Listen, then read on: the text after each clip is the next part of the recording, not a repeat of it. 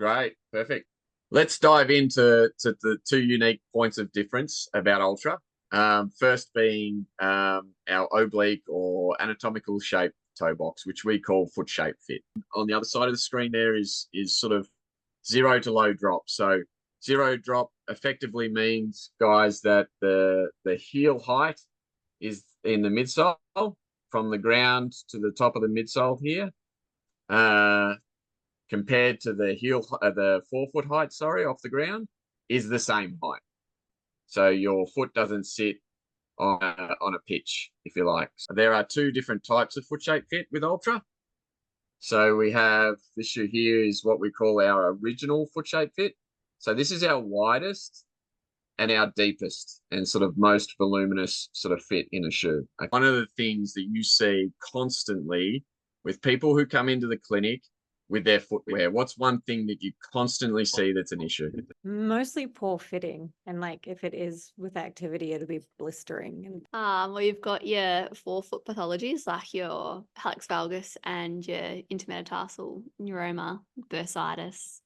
I would say the main ones like forefoot stuff. And we do see a lot of retraction through the tendons, extensor and flexor. So a lot of bunching up of the toes. Advantage of consciously trying to sort of use that big toe and the stability and strength that comes with that, and being in an environment where you can actually do that. So talk about that a lot. Bunions, neuromas, as you mentioned, blister-free environments, you know, just having a little more airflow through the toes, not creating hopefully an environment where there's a lot of sweat and toe bunching, making the skin a little softer, etc. In summary, guys, but these are really the key sort of things that we talk about around foot shape fit. So how does a low foot drop benefit someone who's running, or just in general, like compared to other brands that have a higher heel?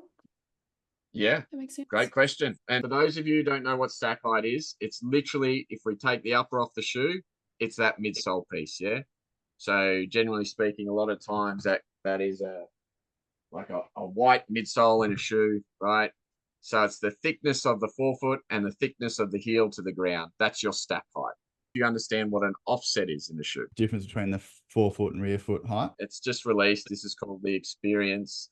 It's just come out with a 4mm drop, right? So we are 32 in the heel, millimeters of stack height, right? So 32 of midsole.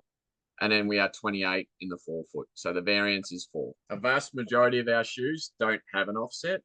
A lot of people, when they think about Ultra, they think about shoes like the Escalante, which is this shoe I have here, the Lone Peak, which is our best-selling shoe globally. 6-7 years ago, Ultra had 4 or 5 shoes, 4 or 5 models, essentially that were 24 in stack height, so 24 in the heel, 24 in the forefoot, or 25, and torsionally really flexible. So we have these torsionally really flexible models at a low stack height. Now, low, when I say low, it's low compared to the stack heights of our competitors, which are other athletic, performance running brands right now.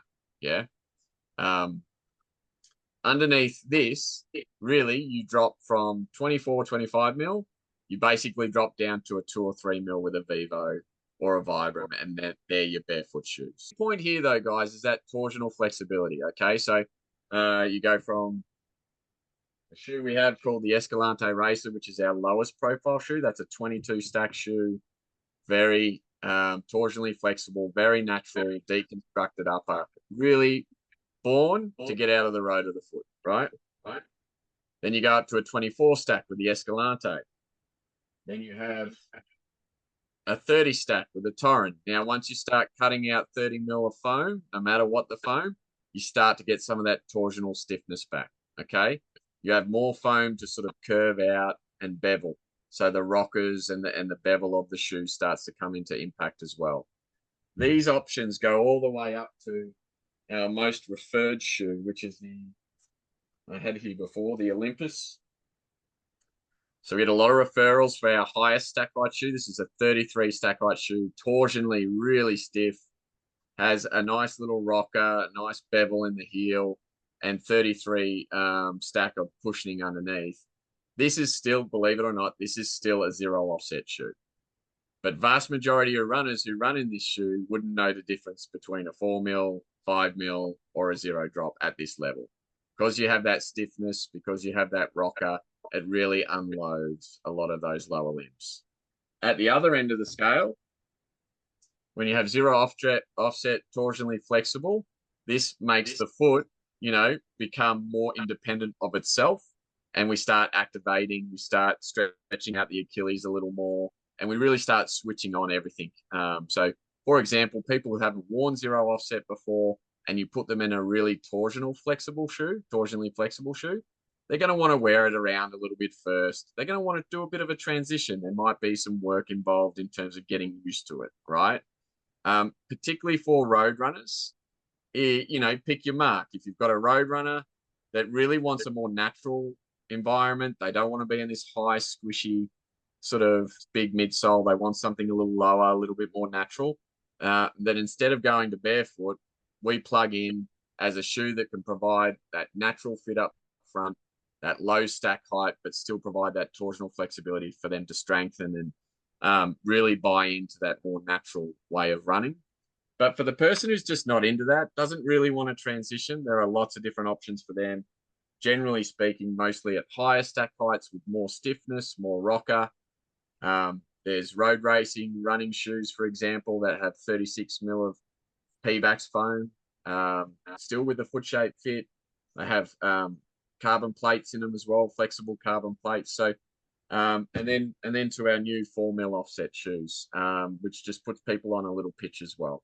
Okay, so if you've got someone who comes in, is really not interested in 0 anything, then you have options for them across a few different types of shoes as well. Why have 0 offset at all?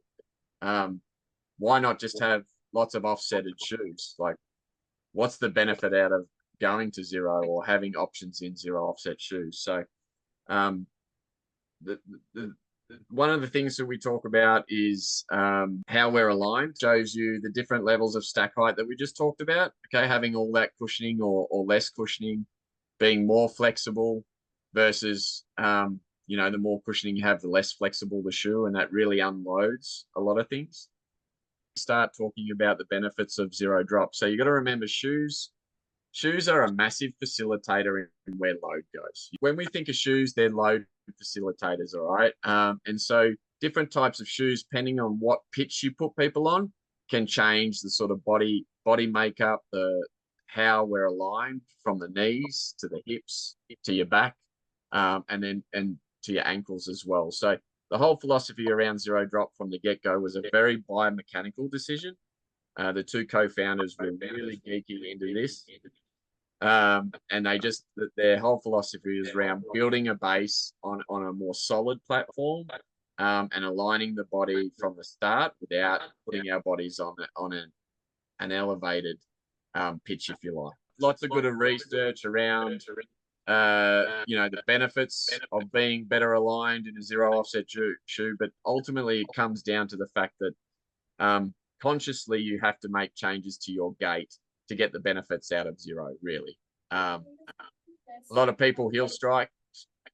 That's not a bad thing. Just because it's 0 drop doesn't mean you change your strike automatically. So running under a bent knee is something we talk a lot about in 0 offset shoes. It's just an easier thing to do. And what we do know through the research is running under a bent knee as opposed to a straight knee does shift load, and it takes load off the knees, it takes load off the hips and the lower back as well. So that's something that we do talk about in relation to the benefits of 0 offset. So a lot of runners do like knowing that they can become a little more efficient, a little stronger running under a bent knee, so running forward a little more mid-foot, forefoot striking. And there's many different experiences. I think that's one of the key points here, right, guys, with 0 drop. Is 0 drop in the really minimal shoe, and then there's 0 drop in a maximal shoe, and they both have very different experiences for where that load goes. More maximal, less load in those lower limbs.